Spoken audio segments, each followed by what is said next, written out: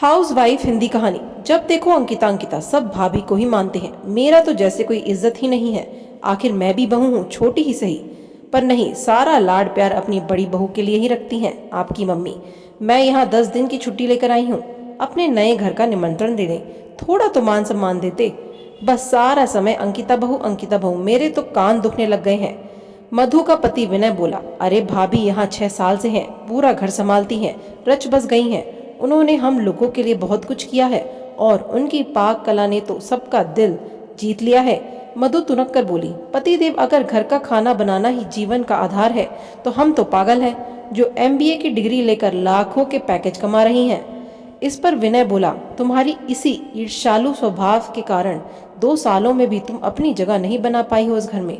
मैं क्यों ईर्ष्या करने लगी? साइंस में टॉप करने वाली होम साइंस की स्टूडेंट से क्यों ईर्ष्या करेगी? वैसे भी उन्हें बताऊंगी कि पुणे में मेरी कितनी इज्जत है। विनय बोला, यहाँ बात कौन क्या कर चुका है कि नहीं है, बात व्यवहार की है। तो मैं कौन से कोड़े बरसा रखी हूँ? जब भी आती हूँ भर भर के गिफ्ट लाती हूँ। विनय बहस नहीं चाहता था, वह चुप हो गया। मधु अपनी बड़ी भाभी अंकिता से बहुत ईर्ष्या रखती थी, हमेशा उन्हें नीचा दिखाने में लगी रहती थी। पुणे से जब भी आती कपड़े गहने नौकरी का घमंड भी बताती, पर अंकिता एक साधारण सिंपल और नेक दिल लड़की थी। मधु का व्यवहार बुरा होने के बावजूद छोटी बहन समझकर टाल दिया करती थी, पर मधु उसकी तारीफ सुन ही नहीं पाती थी। इसलिए आज वो अपने पति के से शिकायत कर रही थी, पर पति भी मधु के व्यवहार को समझता था तो इसलिए कुछ नहीं बोला। अभी इन दोनों ने पुणे में नया घर खरीदा है, उसी के गृह प्रवेश कार्यक्रम में शामिल होने का न्योता अपने घर वालों को भोपाल देने आए हैं। सभी लोग पुणे उद्घाटन में पहुंचे।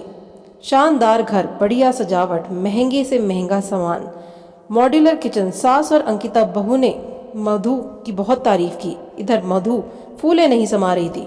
सोची तारीफ ही करो, खुद ने देखी भी नहीं होगी ऐसी रसोई। अंकिता ने पूछा, तुमने प्रसाद का हलवा बनाया है क्या? मधु बोली, मैं तो खाना बाहर से ऑर्डर किया है, प्रसाद का हलवा मैं तो भूल ही गई। सास बोली, कोई बात नहीं, अंकिता बहू हमारी मास्टर है, फटाफट बना देगी। अंकिता की तारीफ सुन रंजना मुंह बिचका लेती है। इतने में मधु के ऑफिस के लोग आ गए। मधु ने सभी का परिचय करवाया। तभी मधु की बॉस माला बोली, वह कौन है जो किचन में काम कर रही है? देखो किस तरह से फटाफट काम कर रही है, काबिले तारीफ है। उसकी सहेलियों ने भी हाँ में हाँ मिलाई। अब मधु अंकिता की तारीफ देखते हुए बोली, यह मेरी भाभी हैं, ये छोटे शहर से हैं, घरेलू हैं, उन्हें अपनी बातें समझ नहीं आने वाली। तुम चलो यहाँ से, टेबल पर बैठकर कुछ खाते पीते हैं। रसोई खुली हुई थी और अंकिता ने सब सुन लिया। मधु के मुंह से ऐसे शब्द सुनकर घर वाले खुश नहीं थे, पर वे माहौल को खराब नहीं करना चाहते थे, इसलिए अभी कुछ नहीं बोले। सबने खाना खाया, साथ में हलवा खाते हुए मधु की बॉस माला फिर बोली, मधु बहुत टेस्टी हलवा है, तुमने बनाया है? मधु जवाब नहीं देना चाहती थी। तभी अचानक सास सुशीला जी बोली, मेरी बड़ी बहू अंकिता ने बनाया है, उसके हाथों में जादू है। माला मुस्कुराते हुए बोली, बुलाइए तो सही, हम भी उनसे मिले। मधु बेकार मन से अंकिता को बुला लाई। माला बोली, आइए बैठिए, हम जब से देख रहे हैं आप रसोई में व्यस्त हैं। अंकिता पसीना पोंछते हुए बैठ जाती है। माला, इनको बस यही आता है, खाना पकाना, बेचारी हाउसवाइफ है। मधु के ऐसे शब्द सुनकर अंकिता से रहा नहीं गया, क्योंकि आज पानी सर से ऊपर चला गया था। मधु, कोई घर में आया मेहमान की ऐसी इज्जत करता है?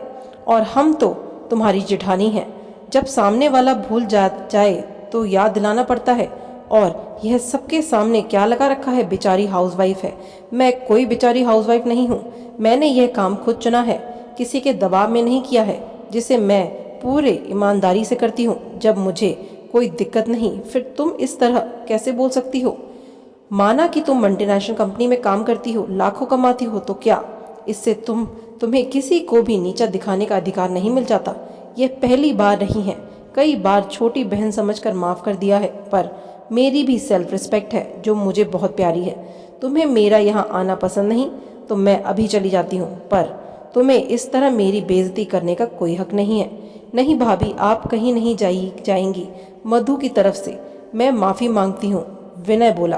तभी अंकिता की बात का समर्थन करते हुए माला खड़ी हुई और बोली, सही कहा आपने, जिस तरह मैं कंपनी में टीम की लीडर हूँ और 6 साल लोगों को संभालती हूँ। वैसे ही आप अपने घर की लीडर हैं जो घर के हर सदस्य को संभालती हैं और सारा मैनेजमेंट भी देखती हैं, और किसी को भी आपको और आपके काम को कम नहीं समझना चाहिए। मधु, मुझे लगता है तुम्हें माफ़ी मांगनी चाहिए, माला ने बोला। मधु ने सोचा नहीं था कि पासा इस तरह उल्टा हो जाएगा। उसे लगा भाभी हमेशा की तरह कुछ नहीं बोलेंगी और वह ऑफिस वालों के सामने उनकी बेइज्जती कर तसल्ली कर लेगी, लेकिन अब माफ़ी मांगने के अलावा कोई चारा नहीं था। मधु शर्मिंदा होकर सबके सामने माफ़ी मांग लेती है। पता नहीं मधु ने मन में माफ़ी मांगी या नहीं, पर आप ही सोचिए, जब तक हम हाउसवाइफ गृहिणियाँ खुद की इज्जत नहीं करेंगे तो हमारी वैल्यू समझेगा कौन। इसलिए किसी के कहे गए ताने या अपशब्द मत सुनिए।